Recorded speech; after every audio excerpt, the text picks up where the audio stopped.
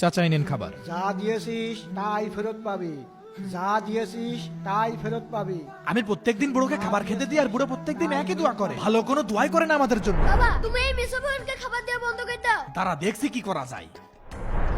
বাবা এই যে মেসোবুকের খাবার দেখে দে আমার কাছে। কি করছো বাবা? ওকে আমরা প্রত্যেকদিন খেতে দিই কিন্তু আমাদের জন্য ভালো দোয়া করে না। আজকে বিষ খাওয়া একবার মারিয়ে ফেলবো। চল চাচা এনেন। বাবা তোমার হাত কাঁপছে কেন? মনি একটু ভিতরে আয় তো। কি হলো?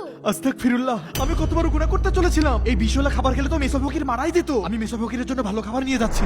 চাচা এই নিন আপনার খাবার। যা দিয়েছিস তাই ফেরত পাবি, যা দিয়েছিস তাই ফেরত পাবি। বাবা আরে ভাইয়া তোর কি হলো?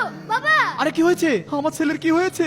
ভাইয়া তুমি এখানে বসো। কি হয়েছে তোর? বাবা রাত্রিরেও খাবার খায়নি, সকালেও খাবার খায়নি। মা যে টিফিন দিয়েছিল সেটা নিয়ে যেতে মনে ছিল না। ক্ষুধা যন্ত্রণায় রাস্তায় মাথা ঘুরে পড়ে গিয়েছিলাম। আল্লাহ শুকরিয়া মেসো ফকির আমাকে খাবার খাইয়েছে। আল্লাহ কি যে যন্ত্রণায় মাথা ঘুরছে।